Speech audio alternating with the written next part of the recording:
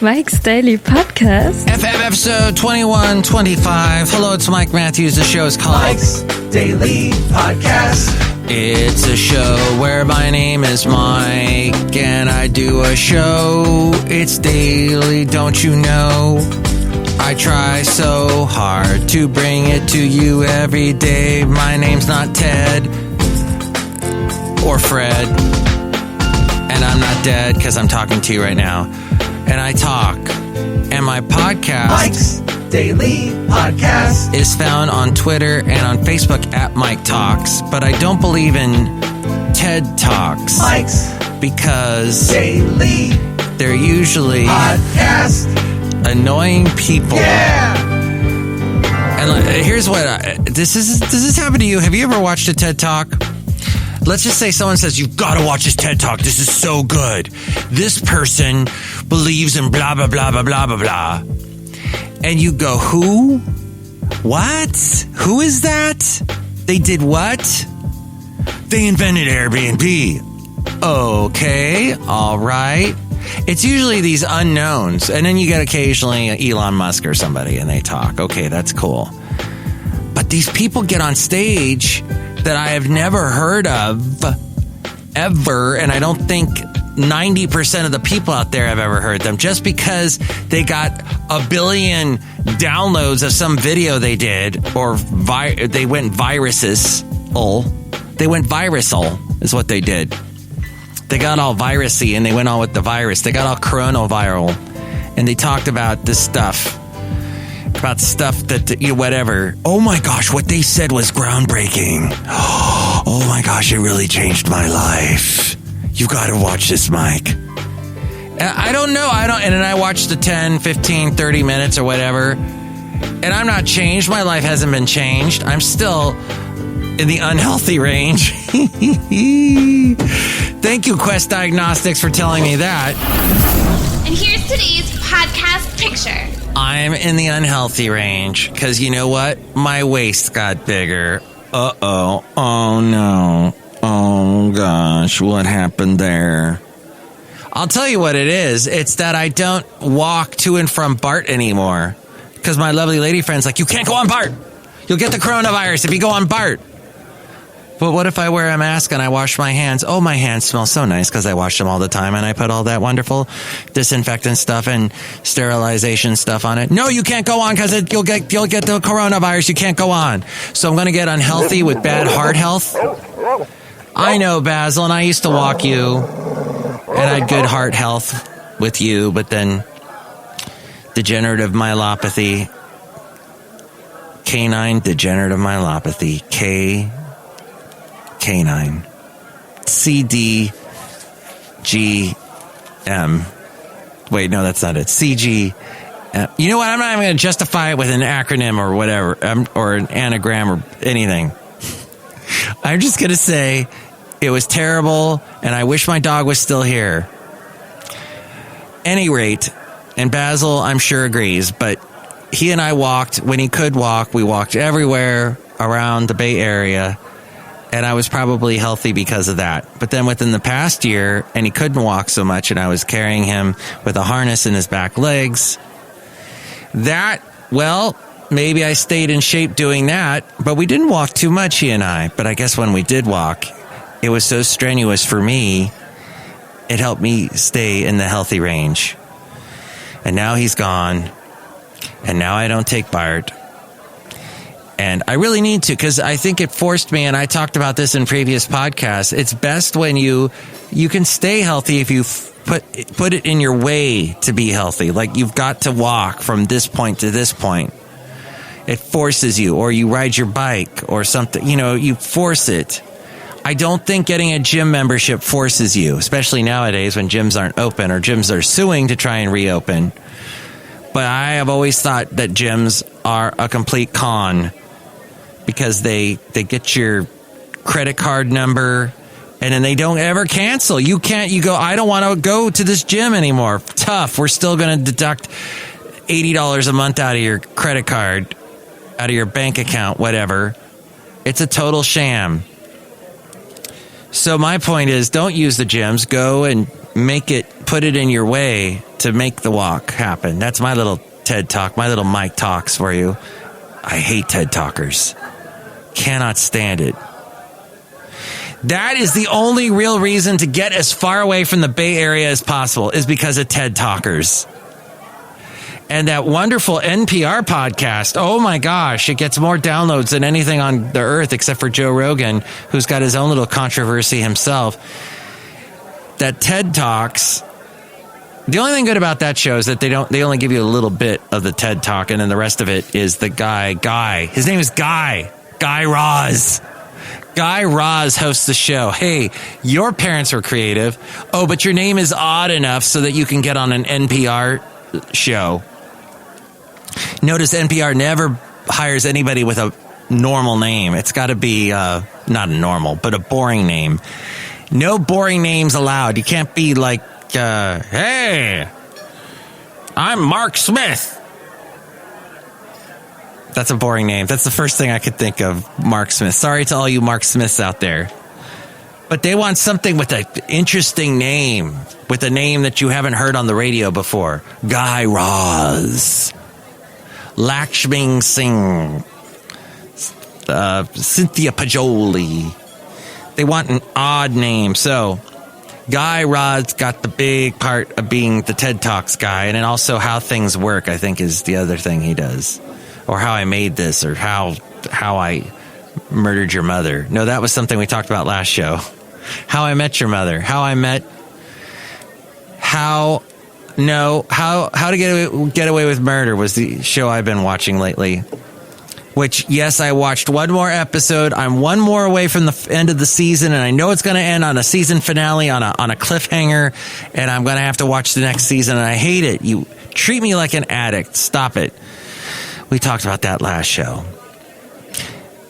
So, but that's the only reason to get out of the Bay Area is TED Talkers, because they just are annoying. And the people, of course, that go to see the TED Talkers, they know who that TED Talker is. So they're applauding and they're laughing after everything they say. What he just said, what she just said, groundbreaking. Oh, and I watch it going, I don't get any of this. It's elitist. It's douchey-ish. Is that a word?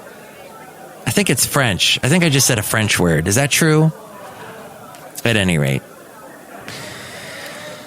I think my hand smells really nice right now, and I think it's time to go outside a cafe anyway, somewhere in Podcastro Valley 10 today, the last place on earth.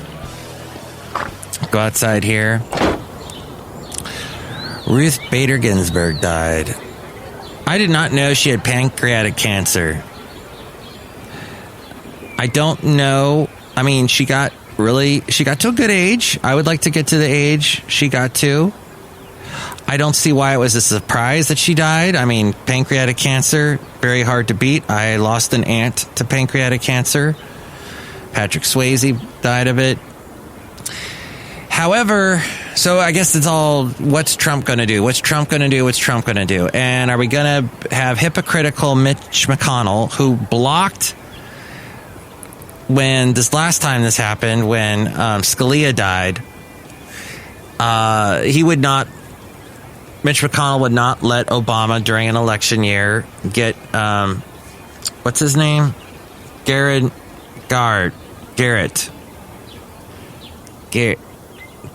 Mr. Garrison.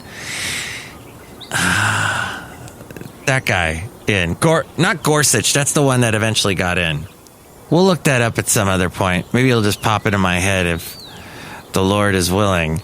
At a campaign rally today in North Carolina, President Donald Trump left no doubt about the gender of his forthcoming choice for the Supreme Court. It will be a woman. Okay, here's another bit of the hypocrisy in the political world. And I know you don't listen to this podcast for political talk.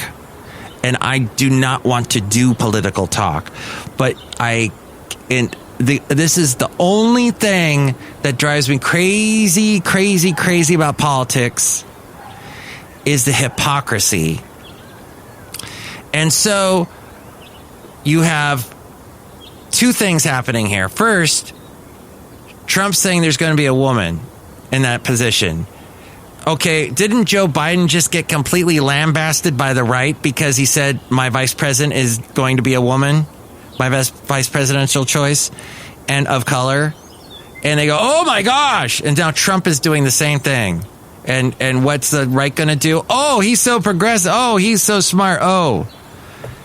Okay, and back to Mitch McConnell, who completely stood in Obama's way for a Supreme Court nominee and would not let, and even in Obama even put someone in there that even was like a little bit moderate, you know, that wasn't completely on the left, had a lot of right leanings. He said, this is perfect. This person is perfect. There's no way you can't approve him. Mitch McConnell said, oh, no, we can't do this during an election year. Oh, we can't do an election year. Yes, he talks like that. Deal with it. So, now we got the same thing, only this time Mitch McConnell's going to be, yeah, let's get someone in there. Election year? Oh, did I say something about election year at one time? Oop. All right, well, at any rate, we got, so supporters chanted, fill that seat, because Trump supporters like the 3-word thing. Lock her up, fill that seat. Trump, we'll call him Trump, throw in a different vowel in there. Trump said he did not have a nominee yet, but would make his choice next week. We have numerous women on the list, he said. Amy Coney Barrett, a federal appellate court judge, has emerged as one of the frontrunners to fill the seat left by Justice Ruth Bader Ginsburg. Barrett, who is 48, was on the short list in 2018 to replace retiring Justice Anthony Kennedy when Trump, who on Saturday called her very respected, ultimately selected Justice Brett Kavanaugh, and we know how that went. Please don't listen to the podcast I did during that time. Oh, I was all messed. I was beside myself. And Lindsey Graham particularly irritated me. The sources note that Barrett has been vetted and is a known quantity given her 2017 confirmation to sit on the U.S. Court of Appeals in the 7th Circuit based in Chicago. Trump also said his Republicans thought she performed well in that venue and defended herself against allegations that her religious beliefs would color her legal judgment. Dianne Feinstein told her, the dogma lives loudly within you, and that's a concern. Barrett responded, it's never appropriate for a judge to impose that judge's personal convictions, whether they arise from faith or anywhere else on the law. Let's see how that goes if she continues with that. So, yes, the other thing is that the French economy minister, the coronavirus infections tipped the scales again in France today with nearly 13,500 new infections in 24 hours. And there was something about Pope Francis saying that the vaccine should be given to poor countries to fight. Well, we have no vaccine at this point, but when it is found. So, yes, that's the latest there. Judge Merrick Garland. There we go. Garland. Oh, I hope at some point we have such short memory spans here in the world of politics and celebrities and those who don't remember history are doomed to repeat it.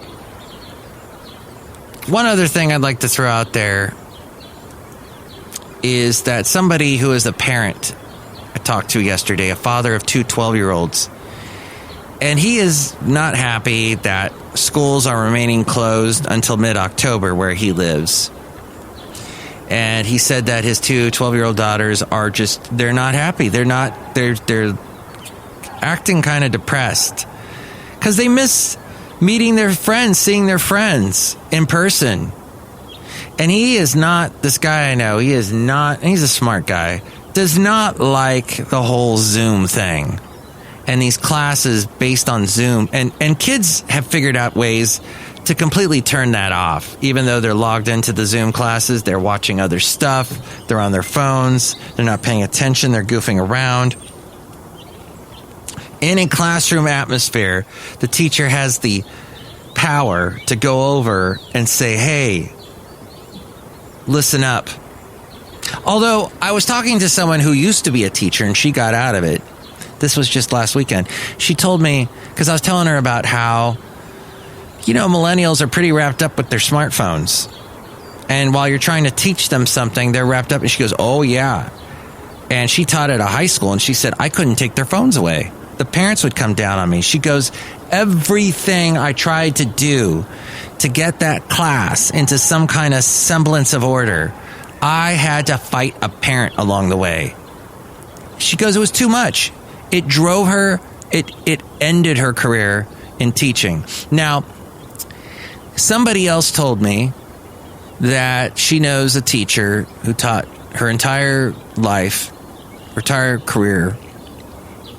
And when she retired, she got this special pension that gives her $10,000 a month for the rest of her life. And this person said to me, that's ridiculous. Teachers don't deserve that. But then hearing what this other person who no longer is a teacher said, I understand it. It makes sense. I mean, the battles they fight, the wages, the wars waged, etc. So, to wrap it all up here at Cafe Anyway, somewhere in Podcaster Valley, and talking about my mom, she's in Daytona Beach. Was I talking about my mom? Yeah, okay, it was my mom that said that about teachers. But she said that to me recently, and this picture is not recent. This is from 3 years ago when I was visiting my mom in Daytona Beach. And these birds, but you hear some birds in the background here on Mike's Daily Podcast. These birds were just sitting under my mom's car looking up. And I don't know, they're very interesting birds. They're Floridian birds, not the type of birds I see in California. And they were just staring up at the front of my mom's car. Underneath, they were looking at, you'll see this picture and go, what? Yeah, this happened 3 years ago around this time, and see it at MikesDailyPodcast.com. And we're outside a cafe anyway, somewhere in Podcaster Valley. Let's say hi to some people. Hi, Mike. It's Benita the Brewmaster. How y'all doing? It's a disgruntled fiddle player, tell you what. What? Birds are strange. And I think Trump should put a judge in there that's a woman who believes in her convictions and has her convictions sway all of her judgments. Okay, look who else is here. Hello, Mike. I make the least root beer. Have some right now. It's always good to drink your root beer. Drink it now. I'm going to drink it right now so you don't cut me. And I will tell you that next show, it'll be the wonderful Madame Rootabega, Valentino, and Bison Bentley. What do you think about all this? The hypocrisy in Washington. I know I can't. I know it's nothing new. I know I can't change it. But that is my thing. Pet peeve. 336 Daily. 3 plus 3 equals 6. As in Mike Matthews. Daily as in what this podcast tries to be. Let me know. And yes, Madame Rootabega, Valentino, and Bison Bentley next show. I think this show is good. I think it said what it needed to say. I think it said it, and it didn't say it at a TED Talk. Please. Meanwhile, just be thankful that we have clear skies again. Kind of. Actually, wait, we don't have clear skies. Shoot. When will we have clear skies again? So bugs me. Take it away, A-Frame.